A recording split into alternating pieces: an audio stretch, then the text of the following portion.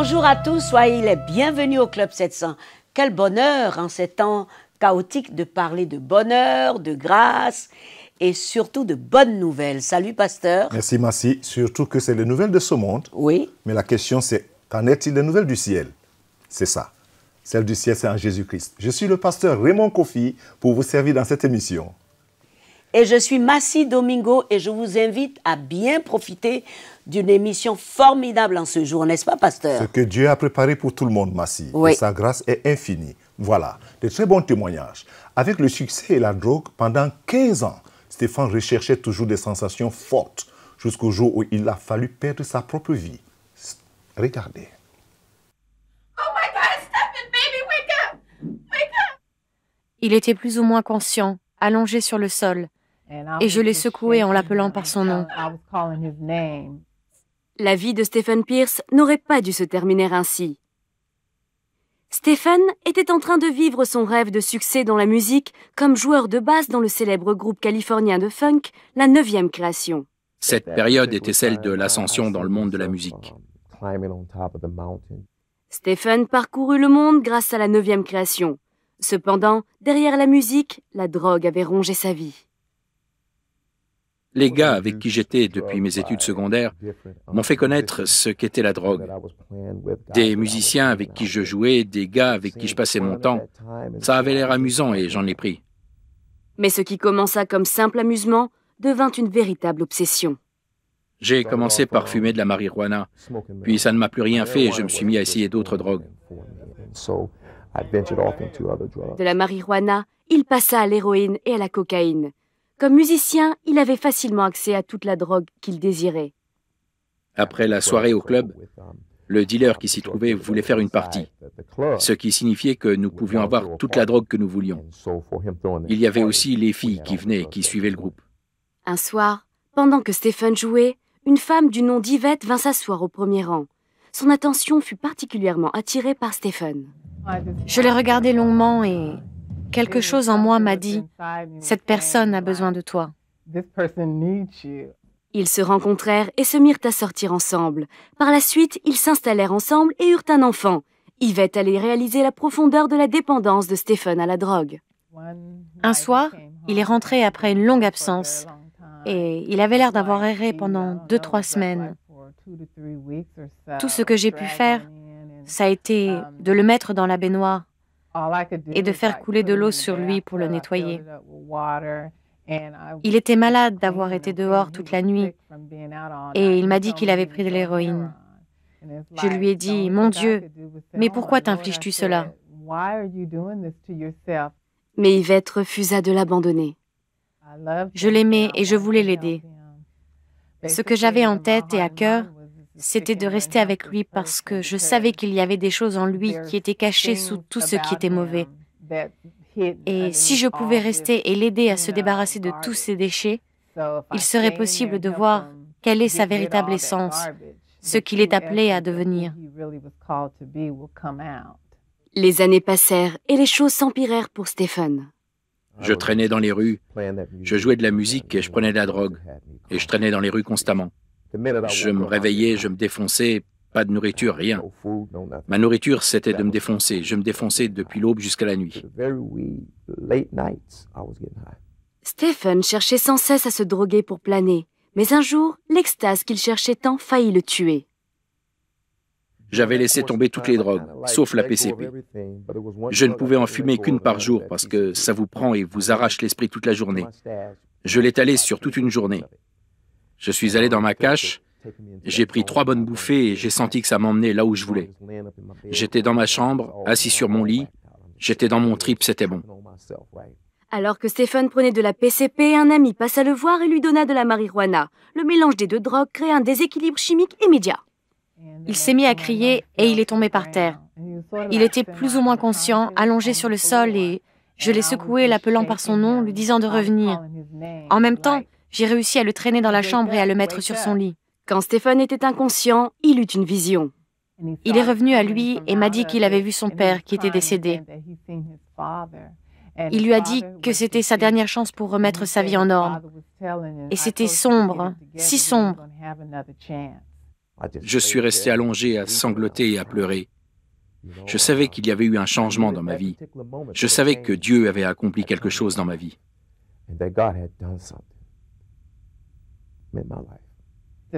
Sentant la présence qu'il y avait dans la pièce, j'ai compris qu'il ne toucherait plus jamais à la drogue.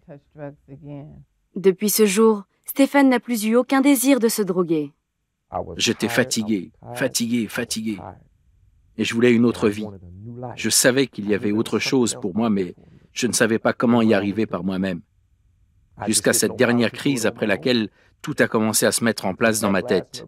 J'ai commencé à comprendre la vue d'ensemble, à voir la lumière. Et c'est à partir de là que c'est devenu une expérience qui a transformé ma vie.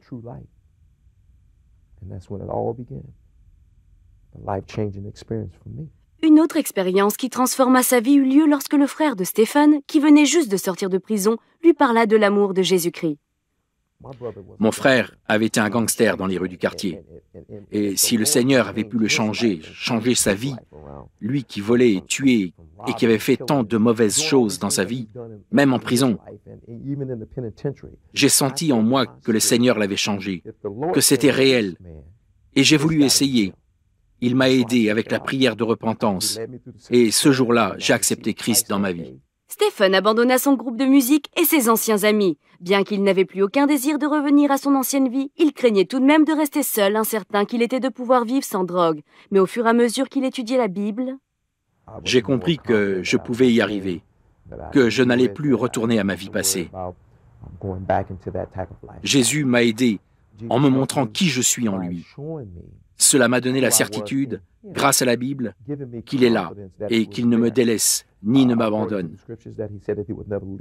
J'ai été soulagé grâce à Jésus-Christ parce que j'ai compris qu'il est là à mes côtés, quelles que soient les difficultés et les tribulations que je peux rencontrer. Il est là. Après avoir constaté le changement en Stephen, Yvette donna sa vie au Seigneur. À présent, leur relation en tant que mari et femme est merveilleuse. Je sais que c'est le Seigneur qui nous a unis. Notre relation est spéciale et il semble qu'à chaque instant, avec les années qui passent, elle ne fait que s'améliorer. J'apprécie le fait qu'elle soit restée à mes côtés contre vents et marées. Elle a un cœur d'or. Je n'aurais pas pu demander meilleure épouse qu'Yvette. Les mots ne peuvent même pas décrire la femme qu'elle est et qu'elle a été pour moi. C'est Dieu qui a mis Yvette sur mon chemin. Cela fait 14 ans que Stephen n'a plus touché à la drogue et qu'il chante un chant nouveau. Son CD intitulé « Mon témoignage » raconte l'histoire de ses combats et de sa victoire contre la drogue. Un livre est également en cours, Attention au piège, ainsi qu'un nouvel album intitulé Le Fils prodigue, afin de pouvoir aider ceux qui ont été piégés par la drogue. La drogue les emmène en enfer, et il est temps de se purifier. La drogue est une manipulation de l'esprit, un domaine irréel de la vie, une fable. Aussi longtemps qu'ils sont piégés dans une telle situation, leur vie n'a pas de valeur. Il est temps d'abandonner tout ça parce que Jésus est la seule réponse au problème. La seule manière d'être libéré, c'est de sortir de la dépendance qui enchaîne et qui lie l'esprit. Si vous donnez votre vie au Seigneur, Dieu pourra vous délivrer de la dépendance. C'est ce qu'il fera.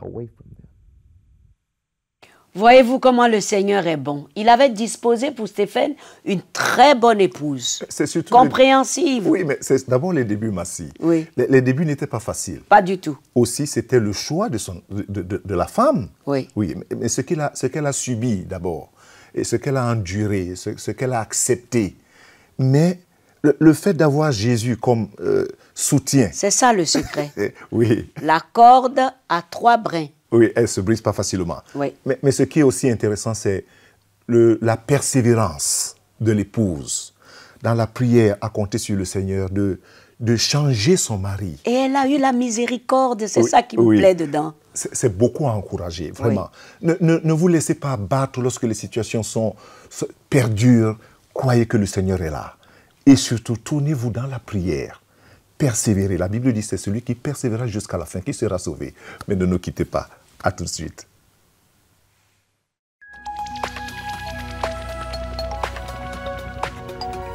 Si vous avez des questions spirituelles, des besoins de prière ou même si vous avez besoin de conseils, n'hésitez pas à nous contacter aujourd'hui à cette adresse ou au numéro suivant. Nos conseillers sont là pour vous aider. N'oubliez pas, Nous sommes là pour vous.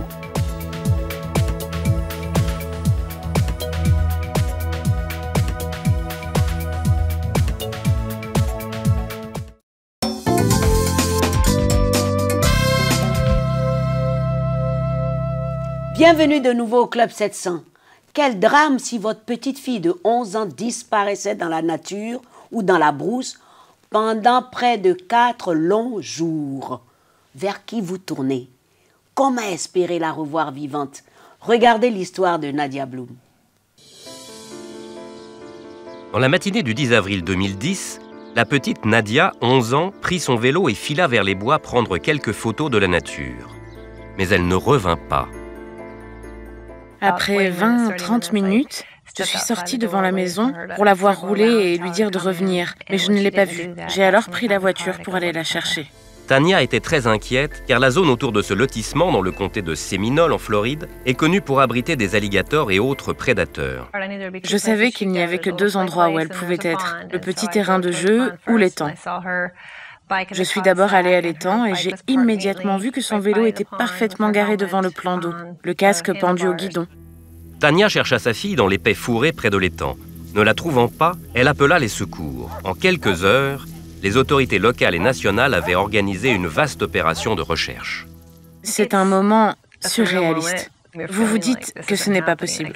Ça ne peut pas arriver. Je ne peux pas y croire. Et puis, où est-elle ? Bientôt, la nuit tomba et il n'y avait toujours aucun signe de Nadia. Tout ce que vous pensez au sujet de Dieu est mis à l'épreuve. Et vous devez prendre une décision. Est-il vraiment celui qu'on croit? Nous avons choisi de le croire, quoi qu'il arrive. La nouvelle s'étant répandue dans la communauté, le pasteur de la famille Bloom rassembla ses membres pour prier. C'était un moment d'ouverture d'esprit où chacun demandait simplement à Dieu d'intervenir, parce que les événements nous dépassaient. Nous avons vraiment besoin de toi, Seigneur. La recherche continua plusieurs jours encore et la disparition de Nadia attira l'attention nationale. Les enquêteurs ont travaillé toute la nuit pour tenter de trouver la petite Nadia Bloom, 11 ans, dans les bois près de chez elle.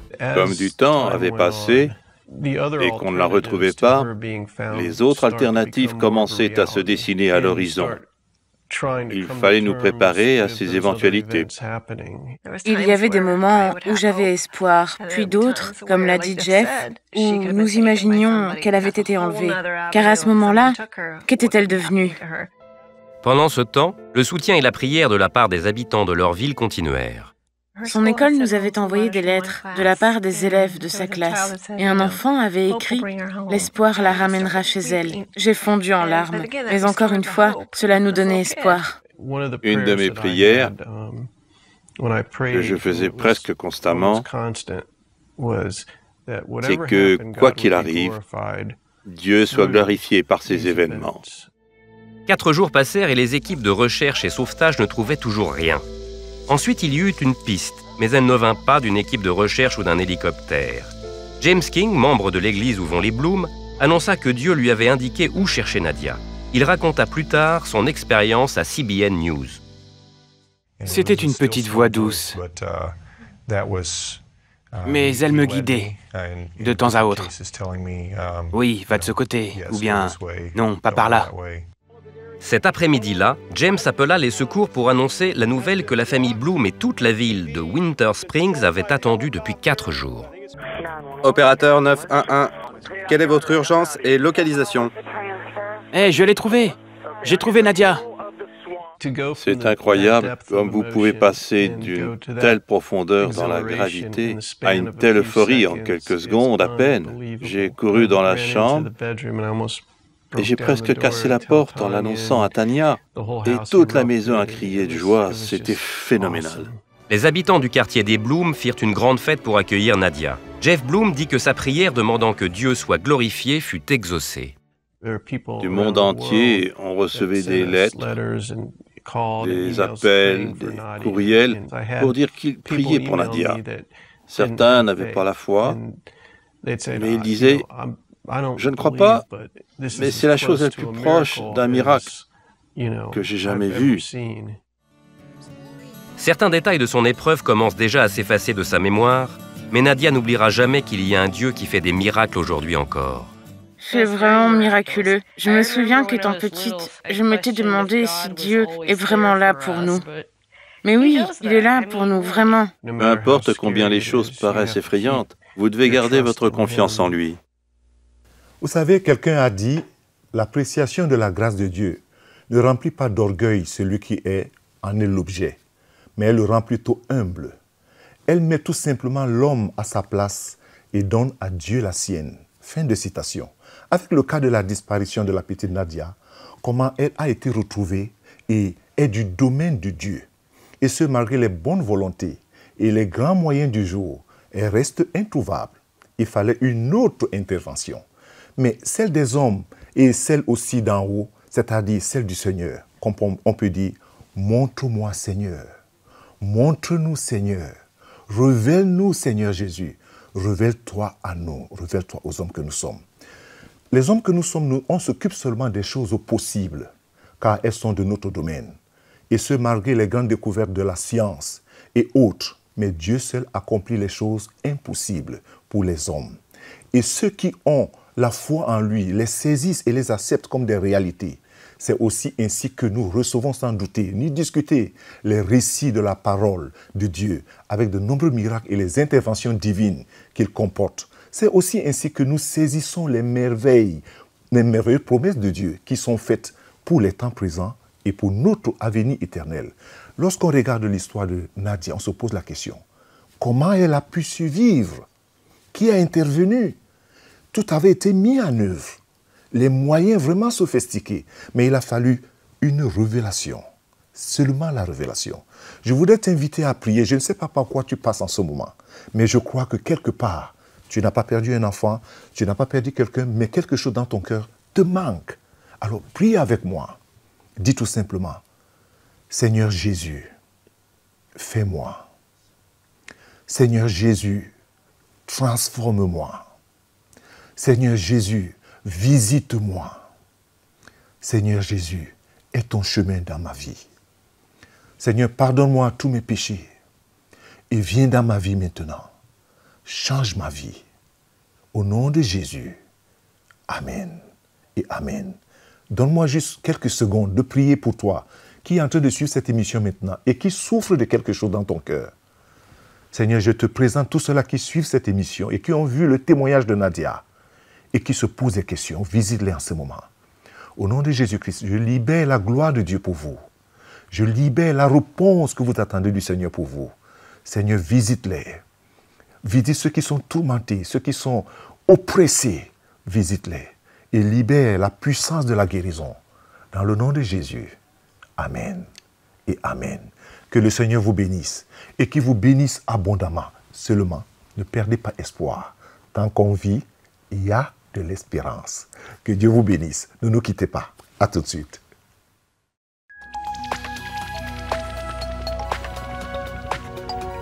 Si vous avez des questions spirituelles, des besoins de prière ou même si vous avez besoin de conseils, n'hésitez pas à nous contacter aujourd'hui à cette adresse ou au numéro suivant.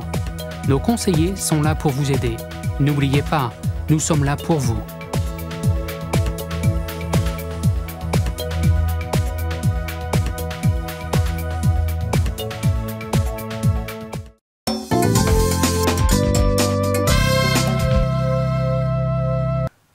Merci d'être fidèle au Club 700. Nous allons maintenant retrouver le docteur Jérémy Agré qui va nous parler de la cataracte. Suivons-le. Bonjour docteur Agré. Bonjour Massi. Je reviens vous voir pour parler d'une maladie sérieuse au niveau des yeux.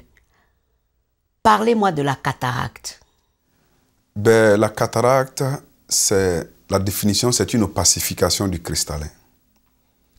Et lorsque la cataracte est avancée, on peut la voir même à l'œil nu ou à l'aide d'une torche où la pupille devient blanche.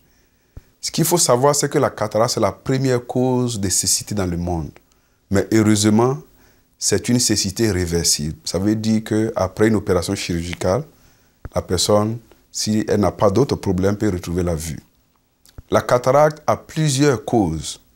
La première cause, c'est un processus de vieillissement, c'est-à-dire ce qu'on appelle la dégénérescence. Ça veut dire que lorsqu'on avance en âge, le cristallin devient dur et le cristallin s'opacifie. Il y a aussi le fait que des maladies comme le diabète peuvent provoquer la cataracte des médicaments comme les corticoïdes que les patients parfois prennent pour des problèmes articulaires, peut provoquer la cataracte. Et vous me donnez l'occasion de parler d'un phénomène très répandu en Afrique. Des jeunes filles qui se dépigmentent avec des pommades qui contiennent des corticoïdes peuvent vous donner la cataracte. Ah bon? J'en ai opéré plusieurs qui ont développé la cataracte. Il y a aussi le fait que le traumatisme, c'est-à-dire si vous recevez un coup dans l'œil, vous pouvez avoir la cataracte. Et puis bien sûr, il y a ce qu'on appelle la cataracte congénitale et bien d'autres causes. Mais ce sont les causes les plus courantes que je viens de vous citer. Et donc c'est une maladie qui est invalidante parce que lorsque vous devenez totalement aveugle, la personne ne peut plus se déplacer, ne peut plus vaquer à ses occupations et donc devient limitée. Et en Afrique, un des phénomènes qui est très important, c'est le fait que lorsqu'une personne devient aveugle, une personne âgée aveugle, automatiquement, un enfant est obligé de le guider et donc l'enfant ne peut pas aller à l'école. Et c'est la raison pour laquelle nous prenons au sérieux cette affection et nous essayons de nous promener un peu partout pour ce qu'on fait, ce qu'on appelle la chirurgie mobile, pour non seulement restaurer la vue, permettre aux personnes âgées de retrouver leurs occupations, mais aussi permettre à ce que des enfants puissent aller à l'école. Donc voilà un peu de façon brève ce que nous pouvons dire par rapport à la cataracte. Il y a un phénomène que nous constatons en Afrique, en particulier en Afrique de l'Ouest, malheureusement, que des personnes qui ont la cataracte partent chercher la solution en dehors des hôpitaux. Et parfois le cristallin est luxé et ça donne beaucoup de problèmes. Ça peut conduire à la cécité, des douleurs intenses. Et aujourd'hui, la cataracte se soigne bien et même très bien dans nos hôpitaux. Et il est important que les patients le sachent et qu'ils puissent se renseigner et savoir par rapport à leur lieu d'habitation pour se rendre dans l'hôpital le plus proche, chez un médecin spécialisé en ophtalmo, mais qui a l'expérience de la chirurgie de la cataracte pour pouvoir restaurer la vue. Merci, docteur. Ça, c'est une très bonne information. Merci beaucoup. Merci. Il est toujours sage de suivre les conseils du docteur. Parce que souvent, chez nous, en Afrique, beaucoup plus. Hein. On prend notre temps, oui. On met n'importe quoi, donc on a une petite douleur. Du menthol. Et que... Le menthol aussi, c'est dangereux. Et le coup de l'eau sucrée. Ah, et tout ça, et puis de l'eau salée. Oh là là, il y a tout. Non, je ne savais pas pour l'eau salée. Non, soyons sérieux. Soyons sérieux, vraiment. Il ne faut pas attendre que ça se gâte pour que tout se gâte. Vraiment. Voilà, si je peux me permettre cela. Tout à fait. Il faut suivre les conseils du médecin, c'est très important. Oui. Ça, c'est la santé. Dieu a donné la science au médecin. Bon, enfin. Alors, tu vas chez le médecin bientôt? Tu oui, vas réfléchir. Oui. J'y suis allée, moi, tout va bien.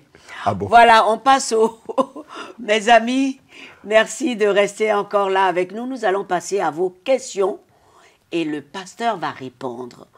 Alors, on commence par celui qui a dit « Je suis dérangé quand on me dit que Jésus-Christ est le seul Seigneur du monde et le seul Sauveur. » Enfin, ça le dérange. Est-ce que sans Jésus, il n'y a pas autre chose? Il y a plusieurs personnes qui sont... C'est ce qu'il dit, hein? Oui, mais je dis qu'il y a plusieurs personnes qui sont dérangées par le fait qu'on dise ou que la Bible dise que Jésus est le chemin, la vérité et la vie. Plusieurs personnes ils sont dérangés par cela. Ça ne change pas ce fait. Ça ne change rien là-dessus. Jésus reste le seul chemin qui mène au ciel. La question de la personne ou son dérangement, c'est parce qu'aujourd'hui, on parle de plusieurs sauveurs, de plusieurs seigneurs. Mais il y a un seul, Massi, qui est mort sur la croix. Et il faut bien que les gens comprennent cela. Il y a un seul qui a payé pour les péchés des hommes. Merci, pasteur. Et laisse-moi ajouter ceci, Massi. Il y a aussi un seul, donc, à cause de son sacrifice, Dieu a approuvé. C'est le seul. C'est Jésus qui est la seule personne qui nous mène au ciel. C'est important. Merci, pasteur. Tu es tellement passionné quand tu y mets. Ouais.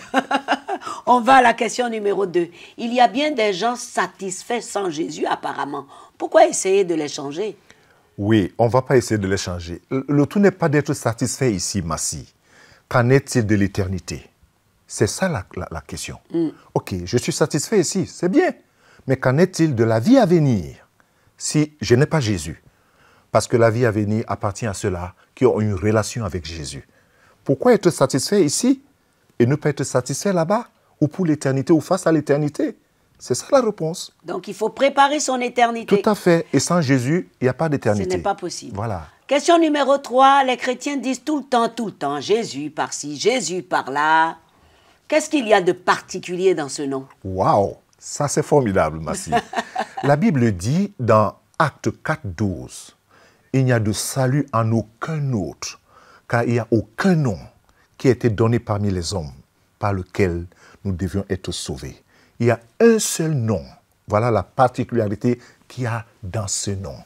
La Bible dit, car il n'y a de salut en aucun autre, car il n'y a aucun nom que Dieu a donné aux hommes ici sur la terre par lequel ils peuvent être sauvés. Voilà la particularité, la spécialité qu'il y a dans ce nom. C'est pour cela que les chrétiens disent Jésus par ici, Jésus par là. Et ils sont très contents. Et Jésus comme ça. Ils sont heureux. Voilà.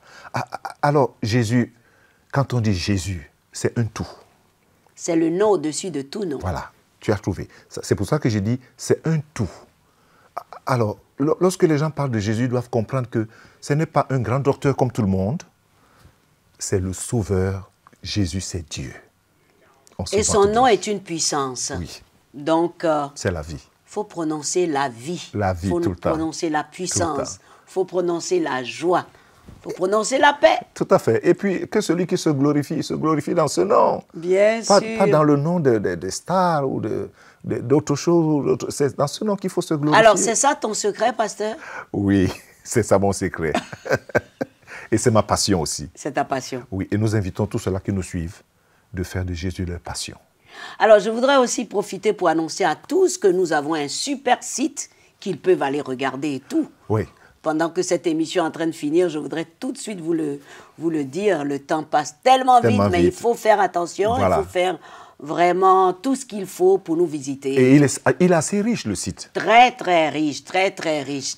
Et on découvre d'autres choses dedans. Voilà, mes amis. Voilà, cette émission est terminée. Nous avions été ravis d'être en votre compagnie. Vous pouvez écrire, envoyer vos questions. Nous allons répondre. L'adresse est sur votre petit écran. Visitez notre site comme je vous en parlais tout à l'heure. C'est très, très, très important. Allez sur Facebook. Nous nous sommes modernisés. Que le Seigneur vous remplisse de tout l'amour et de toute la bonté, n'est-ce pas, pasteur? Tout à fait, Massi. Et c'est avec beaucoup de joie que nous vous disons au revoir. Que le Seigneur vous bénisse. Et à très bientôt.